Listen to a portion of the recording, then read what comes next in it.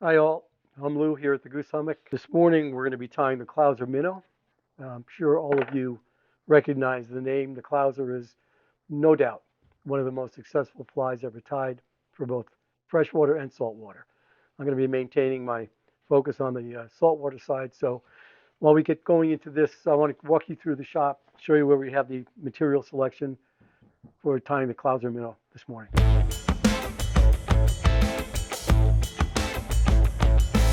Start with a hook. The AHREX Bob Clouser signature hook. I'm going to be tying it in 1/0 size today.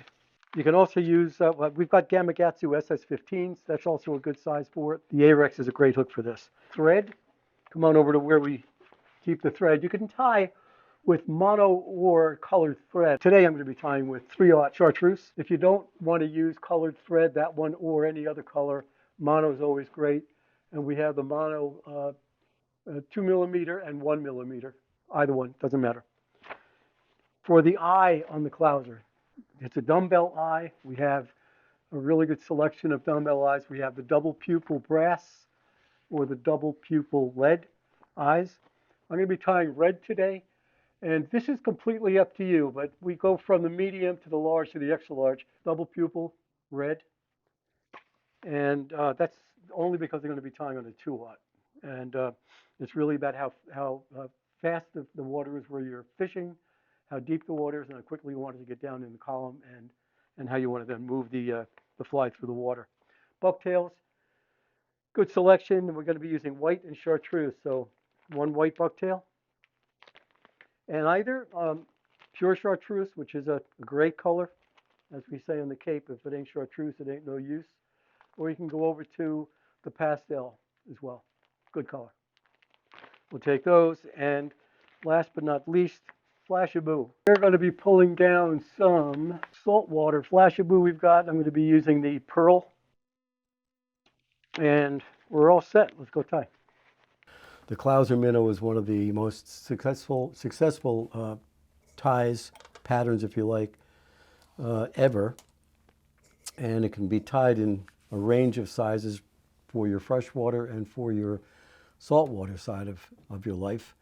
I do mostly saltwater fishing, so I'm going to be tying on a 1/0 hook, and typically the range of hook sizes here on the Cape can go from a 2 to a 1, 1 better than 2, and then over to 1/0 and 2/0. So this morning I'm going to be using the AHREX SA210 Clouser signature in 1/0, and it's a great pattern to tie. I normally pinch down the barb, but I'll let that go for this moment anyway. Get that later. Okay, get that nice and tight. Here we go. First things first, we're going to tie in an eye, and as you saw from the materials list, I'm going to be using a medium lead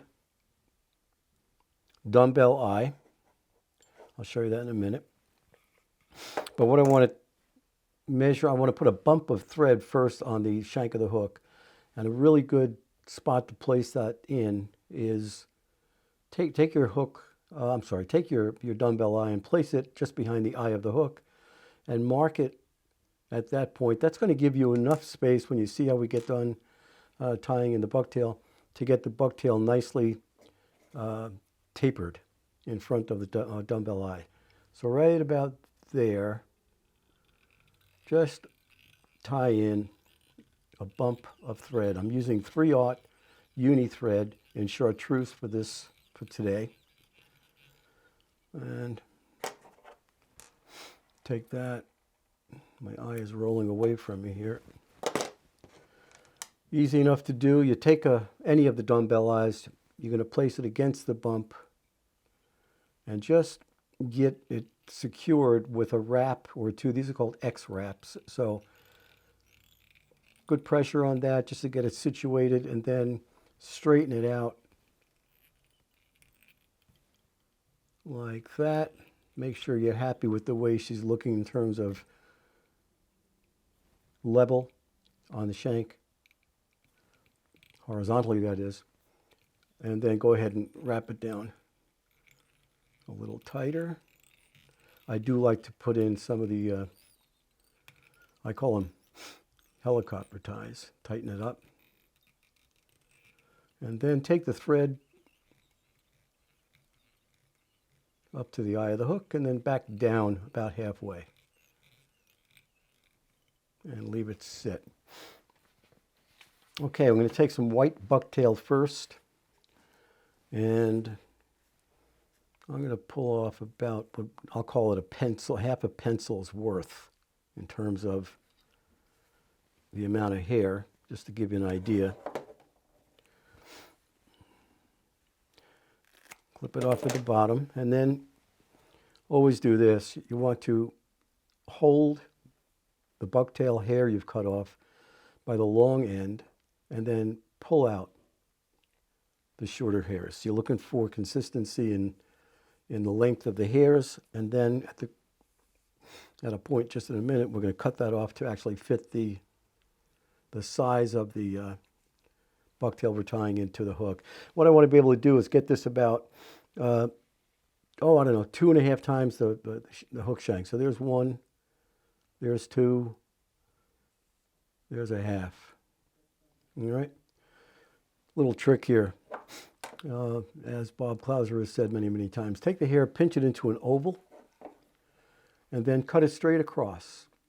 This oval mention is important because what you now have to do is tie this in, and you want it to maintain a little bit of an oval shape because the pattern itself you want to be flat from the side in terms of height of the fly and narrow from the top. So you take it, just place it down over the hook shank right behind the eye. Give it a loose wrap, another loose wrap, and then pull up on it. Give it a little bit of a tightening, and then wrap it in. Get it nicely situated, and then go ahead and wrap it down. And you're going to be building up a nice taper to it. Now, once you've done this, I want you to come back up towards the lead eye, go over the other side, take it a wrap, again, pull up, and I want you to pull up on the bucktail as well, keeping it on top of the shank of the hook. Wrap that back to about the bend, come on back up, over the other side, and hold it there. That's what you should look like after the first wrap up of the white bucktail. Okay, now you're going to turn it over. If you have a rotating vise, it's very, very helpful. Just turn it over, and you're going to tie in some crystal flash, and I'm going to use about 3 or 4 strands. I don't think it's imperative you use 3 to 4. You could put in enough that it's going to give the body of the Clouser Minnow some action. And I like to tie in the crystal just by folding it over on itself around the thread. Pull it up and just bring it down on the top of the hook as it's facing you. That gives it a nice tight point of attachment. Wrap that around. Before you get too much further, I want you to separate that around the hook. And I'll get a little more of that in a minute. Bring this around. There we go. Okay. All right, now I'm going to take a little, I like chartreuse, but olive is good. Actually, pink is good. I'm going to use chartreuse today. And what you're really looking at now, if you think about it, is the top of the hook. The Clouser swims hook point up, because the lead eyes you placed were on the top of the hook, but obviously That's how it's going to be swimming in the water, because the lead eye is going to bring itself over onto the bottom of the hook. That said, you're now tying the top of a bait fish, and most bait fish, or most fish that you look at, are consistent in that they've got a dark top and a light bottom. And that's all we're doing here, is tying the top of a bait fish. Okay, same thing. Clean off the hair by holding the ends, the uncut ends, and pull out. And it's not a bad idea to keep, I like to go a little skinny on bucktail, because it's the less material, I think the easier it is to cast. And I want this to be about the same length as the bottom, or the white bucktail, the belly of the lure. That's going to put us right about there. Cut this over the wastebasket. Okay, and then you've got to tie this in. I'm going to leave it right about there. Tie this in just behind the eye of the hook. Loose wrap, secure it down.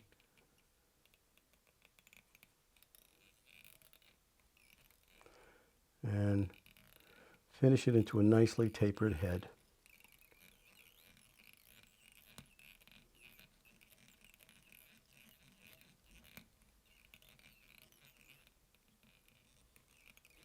All right. There you go. And then all you want to do is whip finish it.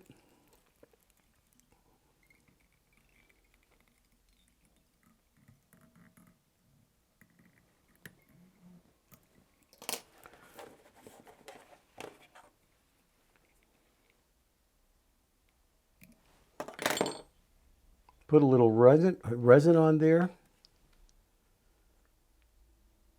And you can bring that up and over the eye. It's not a bad idea to secure all that as you're securing the thread. Give it a little blast with the UV.